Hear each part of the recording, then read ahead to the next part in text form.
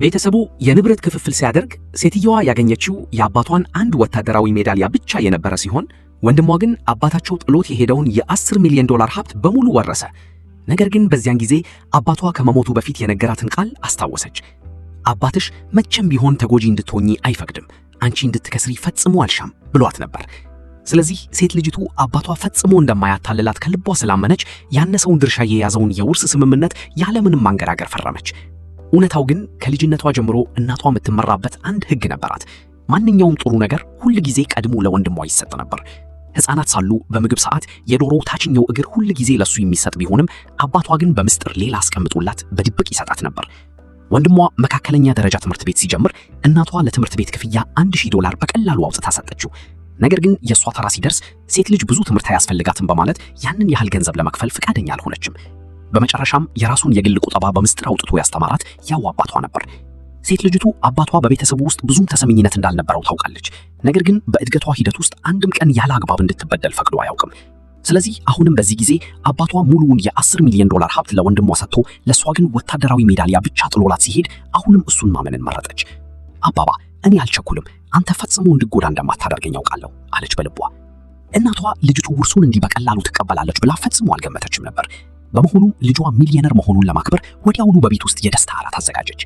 የምራትየዋ የወንድሟ ሚስት አባትን ሆስፒታል ውስጥ ሲንከባከብ በጣም ደክሞት መሆን አለበት በማለት በደስታ ሽሪምፕ መዘዛ ለወንድሟ አቀበለችው።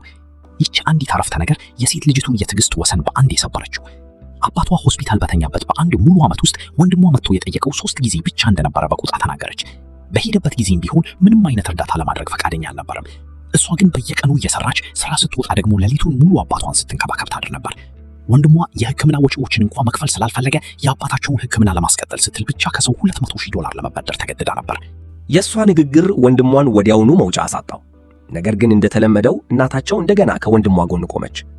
ወንድምሽ በዚህ ዓመት ያለ እረፍት ስራ ላይ ተጠምዶ ነበር። ታዲያ አባትሽን ለመንከባከብ ሲል ስራውን ይልቀቅ? ወንድምሽ በየቀኑ የሚሰራው ስራ አለው። ደሞስ ሴት ልጅ አባቷን ስትንከባከብ እሱ ትክክለኛ ነገር ነው አለች። ከዚያም መላው ቤተሰብ ልጅቱን በጣም ንፉግና አጉል ተከራካሪ ነሽ በማለት ወቅስ ጀመሩ። ወንድሟም በንዴት እየጮኸባት ስለ ውርሱ ብቻ እንደተናደደች ገለጸ። ይህ አባታቸው የፈለገው ትክክለኛ ነገር እንደሆነም አከለ። ሶስተኛ አጎታቸው እንኳን ሳይቀር በቁጣ ጣልቃ በመግባት እሷ ፈጥናም ይሁን ዘግይታ አግብታ የምትወጣ ሴት ልጅ መሆኗንና ወንድሟ ግን የቤተሰቡ እውነተኛ ምሰሶ መሆኑን ተናገረ። በቃ ነገሩ ተጠናቋል፣ ያንቺ ድርሻ ተለይቶ ተሰጥቶሻል፣ አሁን ከዚህ መውጣት ትችያለሽ በማለት ወንድሟ ከቤት እንድትወጣ የነገራት መሆኑን ወዲያውኑ ተረዳች። ደግሞም በውርስ ስምምነቱ መሰረት ቤቱ አሁን የሱ ነበር። በዚህ መልኩ በከፍተኛ የተስፋ መቁረጥ ስሜት ከቤት ወጣች።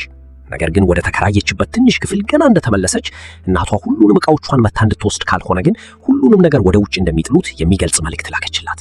በፍጥነት ወደ ቤት ብትመለስም የቤቱ ቁልፎች ቀድሞውኑ ተቀይረው አገኘቻቸው።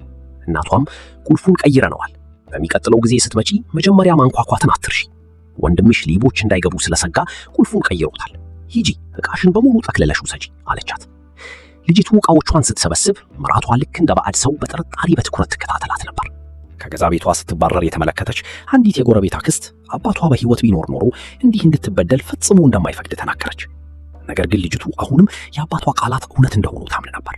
ስለዚህ ዕቃዎቿን ወደ ተከራየችበት ክፍል ይዛ በመመለስ አባቷ የቷትን ወታደራዊ ሜዳሊያ በጥንቃቄ ማጽዳት ጀመረች።